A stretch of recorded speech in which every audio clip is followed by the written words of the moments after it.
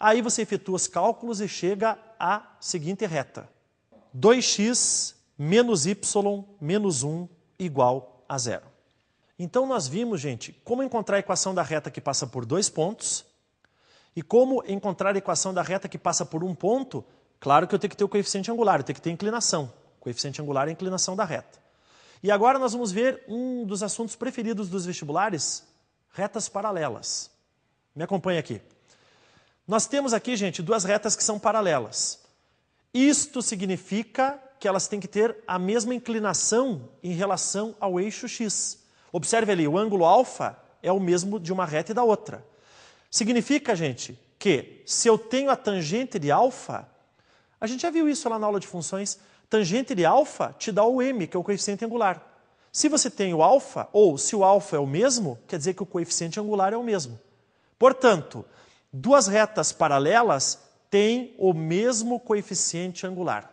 Tá certo? Quando as retas são perpendiculares, elas têm os coeficientes angulares inversos e opostos. Deixa eu dar um exemplo. Você tem um coeficiente angular que vale 3. Você faz o inverso e o oposto. O inverso de 3 é 1/3 e troca de sinal, menos 1/3. Então, se uma reta tem coeficiente angular 3 e a outra menos 1/3, aí é porque elas são perpendiculares, aí é porque elas formam 90 graus. Fácil, né? E aí, o que temos pela frente? Vamos determinar a equação da reta paralela à reta x mais y menos 3 igual 0 e que passa pelo ponto A, entre parênteses, 2,3. X mais y menos 3 igual a 0 é a reta que foi dada. Qual é o coeficiente angular dela? Pessoal, a gente precisa isolar o y para descobrir o coeficiente angular. Se é x mais y menos 3 igual a 0, você deixa o y de um lado e o x menos 3 passa para o outro. Vai ficar y igual menos x mais 3. Esse menos x quer dizer que é menos 1x, não é? Então, esse menos 1 é o coeficiente angular. Se o coeficiente angular da reta é menos 1, o da paralela também tem que ser menos 1. E aí o que eu faço? Eu uso o feixe. Vamos ver? Y menos y0 igual a m vezes x menos x0. Y menos 3 igual menos 1 vezes x menos 2. E, finalizando, x mais y menos 5 igual a 0. Essa reta que a gente acabou de ver, gente, é a reta que é paralela à reta que foi dada. Mas você reparou, se elas são paralelas, elas têm que ter a mesma inclinação. Lembra da nossa figurinha? Então, se elas têm o mesmo ângulo, elas têm o mesmo m. Eu peguei o m de uma delas para colocar no feixe e encontrar outra. Beleza? E se você tiver uma reta e um ponto? Se o ponto está fora da reta, tem como achar a distância entre os dois? Tem sim. Para achar a distância entre um ponto e uma reta, nós temos uma formulazinha. Veja comigo. Vamos dar uma olhada aqui. Distância entre ponto e reta. Temos uma reta, gente. AX mais BY mais C igual a 0.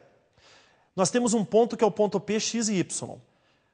A distância entre os dois, que eu vou representar por D, é sempre a menor possível e formando 90 graus. Gente, isso é seríssimo.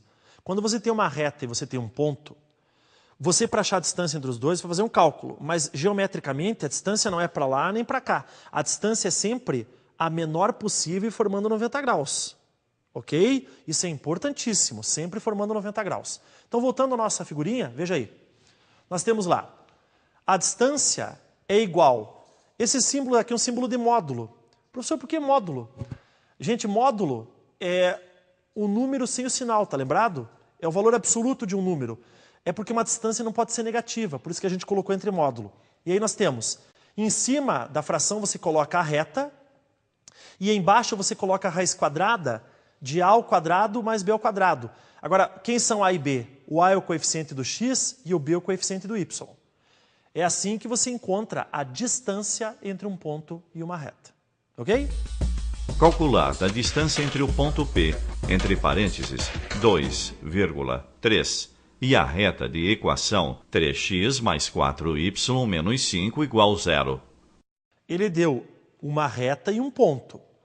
Então, como é que é a fórmula? Vamos de novo? Veja aí, ó, aparece para você. D igual módulo, em cima você coloca a reta, ax mais by mais c, e embaixo a raiz quadrada de a ao quadrado mais b ao quadrado. Da onde que você vai tirar o a, o b e o c? Da reta que ele deu. E o x e o y? X e y são as coordenadas do ponto. Então, veja como é que fica o cálculo, veja só. D igual 3 vezes 2 mais 4 vezes 3 menos 5 na parte de cima da fração. E na parte de baixo da fração, raiz quadrada de 3 ao quadrado mais 4 ao quadrado. O resultado disso é que o D é igual a 13 sobre 5.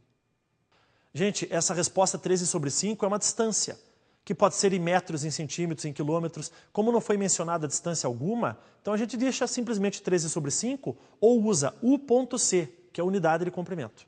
Tudo bem? Então a gente tem a distância entre esse ponto e essa reta. E o que temos pela frente? Pela frente nós temos área de triângulo. Área de triângulo?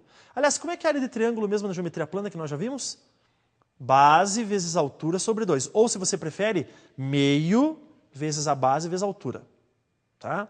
Agora, você quer ver como é que faz no caso da geometria analítica? Você usa de novo um determinante. Aquele mesmo determinante que eu já usei. Aquele determinante pequenininho que a gente chama de determinico. Veja só como é que faz, veja aí comigo. Vamos determinar a área do triângulo de vértices, entre parênteses, 1,2, 0,0 e 3,4. Meu amigo, ele deu as coordenadas dos 3 pontos, tá? Esses 3 pontos aí são os vértices do triângulo. Então a gente faz assim, ó, a área, que a gente pode representar por A ou por S, tanto faz, pode ser A de área ou S de superfície, é igual. A igual a meio. Meio, professor? Da onde meio? É porque a área do triângulo, lembra? Base vezes altura sobre 2.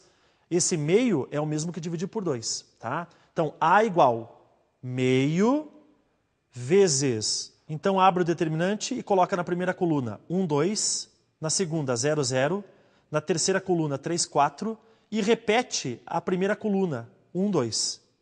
Meus amigos, nós multiplicamos as diagonais principais, multiplicamos as diagonais secundárias e trocamos de sinal, como nós já fizemos hoje na aula, tá? E aí você vai encontrar a resposta que é 1 ou uma unidade de área. Uma coisa importante, a área não pode ser negativa. Você já ouviu alguém dizer assim, meu apartamento tem menos de 100 metros quadrados? Isso não existe. Como a área não pode ser negativa, então a gente sempre considera um módulo, tá, gente? Tá? Sempre um módulo desse resultado. Se eventualmente der um resultado negativo, considere um módulo, considere um número sem o sinal. É assim que a gente acha a área de triângulos. Ok? Agora nós vamos falar sobre equação de circunferência, que é um dos assuntos preferidos dos vestibulares. Veja só, me acompanha aqui nessas figurinhas que nós veremos. Primeiro nós temos aqui, gente, uma circunferência cujo centro eu vou representar pela letra C e chamarei de alfa e beta. Alfa e beta são as coordenadas do centro. O alfa é o valor do x e o beta é o valor do y. Aí nós temos um raio da circunferência, como nós vimos na geometria plana, né, já vimos isso. E nós temos um ponto P, certo, gente? Que é aí de coordenadas x e y. Agora, repare que entre o C e o P existe o raio e existe uma distância. Eu vou fazer a fórmula da distância de 2 pontos que nós já vimos na aula de hoje. Tá lembrado? Distância igual a raiz quadrada. Não lembra? Então veja aqui comigo. Ó, a distância do ponto C ao ponto P é igual a raiz quadrada da diferença dos valores de x ao quadrado mais a diferença dos valores de y ao quadrado. Só que eu vou trocar a distância de C até P por R, que é o valor mesmo. E vou trocar as coordenadas do centro por alfa e beta. Com isso, meus amigos, eu chego à equação da circunferência, que é essa aqui. R ao quadrado igual x menos alfa ao quadrado mais y menos beta ao quadrado. E tanto faz se você coloca o R ao quadrado antes ou depois. Se você prefere, entre parênteses, x menos alfa ao quadrado mais, entre parênteses, y menos beta ao quadrado igual ao raio ao quadrado. Essa é a equação de uma circunferência, muito cobrada pelos vestibulares. Vamos dar uma olhadinha num probleminha relativo a isso? Qual é a equação da circunferência que tem centro C, entre parênteses, 1,3 e raio igual a R igual 5?